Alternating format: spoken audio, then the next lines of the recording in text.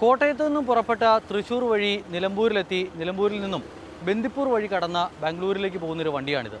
ബന്ദിപ്പൂർ വഴി രാത്രിയിൽ യാത്ര നടത്തുന്ന കേരളത്തിൽ നിന്നുള്ള ഏക വാഹനവും ഇതുതന്നെയാണ്. നമുക്ക് ഈ വാഹനത്തിൽ നിന്ന് പോയി നോക്കാം ആ വഴിയിലെ അവസ്ഥ എന്താണ്.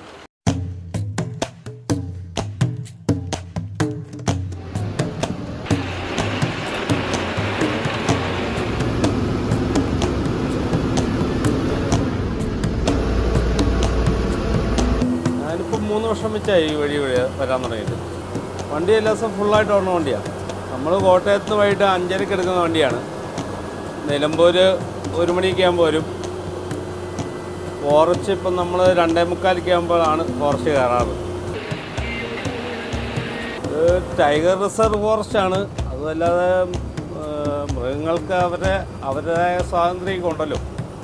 അപ്പോൾ അതുങ്ങൾക്ക് സ്വൈര്യ വിഹാരത്തിന് വേണ്ടി നേരത്തെ ലോറിക്കാരൊക്കെ ആനയെ ഇടിച്ചിട്ട് പോയി അങ്ങനെ വിഷയം ഉണ്ടായപ്പോഴാണ് ഇവിടെ രാത്രിയിൽ യാത്രാ നിരോധനം കൊണ്ടുവന്നേക്കണേ.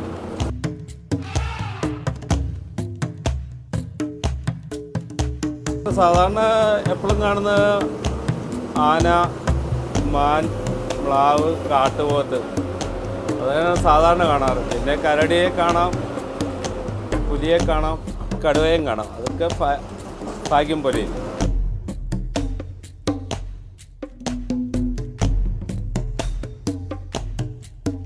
തമിഴ്നാട് മുതുമല ഫോറസ്റ്റിലൂടെയാണ് നമ്മളിപ്പം പൊയ്ക്കൊണ്ടിരിക്കുന്നത്.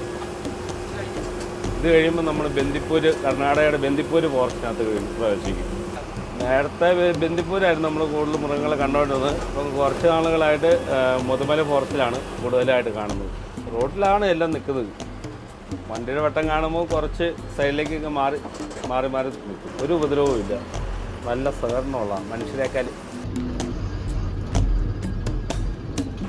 പല ദിവസവും പല കാഴ്ചകളാണ് കാണുന്നത്. പിന്നെ കഴിഞ്ഞ ദിവസത്തെ ട്രിപ്പൊക്കെ പുലിയും കടുവയൊക്കെ ഉണ്ടായിരുന്നു, കരടി ഉണ്ടായിരുന്നു. അത് ഓരോ ദിവസവും ഓരോ കാഴ്ചകളാണ് നമ്മൾ കാണുന്നത്.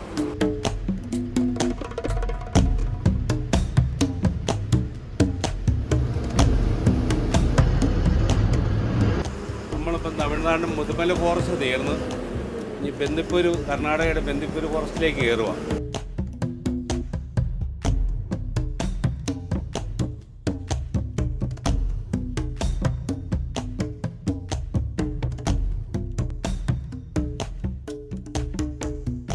ഈ പുല്ല് വെട്ടുമ്പോഴാണ് കൂടുതലായിട്ടും കടുവനെ കാണാൻ ചാൻസ് കൂടുതലും കാടിനകത്ത്.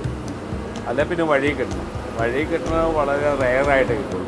നമ്മൾ വണ്ടിക്കകത്തായതുകൊണ്ട് പേടിയല്ല. പിന്നെ 2 ചെക്ക് പോസ്റ്റ് ഇറങ്ങും, അവിടെ സൂക്ഷിച്ചിറങ്ങണം.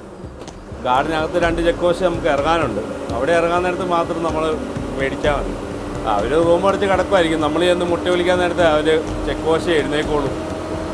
അപ്പോൾ ഗാർഡിനകത്തുള്ള ചെക്ക് പോസ്റ്റല്ലേ, അവിടെയൊക്കെ മിക്കപ്പോഴും നമ്മൾ കടുവേനൊക്കെ കണ്ടിട്ടുള്ളതാണ്. അപ്പം നമുക്ക് സ്വയമായിട്ട് അവിടെ ഇറങ്ങുമ്പോൾ പേടിയാണ്. നമ്മൾ മൊത്തം നോക്കിയിട്ടാണ് സാധാരണ ഇറങ്ങാറ്.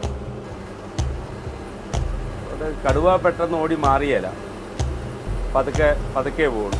പക്ഷേ പുലിയാണെങ്കിൽ നല്ല സ്പീഡിലാണ്. നമ്മൾ വീഡിയോ എടുക്കാൻ പറ്റുന്ന സമയം കിട്ടിയത് അതിനും പാട് ക്രോസ് ചെയ്യും.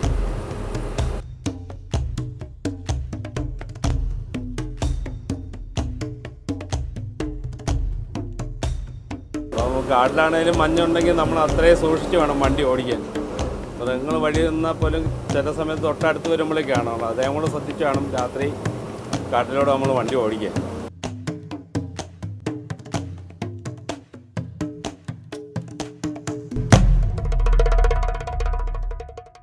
രാത്രി 12:55 നിലമ്പൂരിൽ നിന്ന് തുടങ്ങി രാവിലെ 5:15 മൈസൂരുവിൽ ഒരു യാത്ര അവസാനിക്കുമ്പോൾ ഒരു കാര്യം മനസ്സിലാകുന്നുണ്ട്.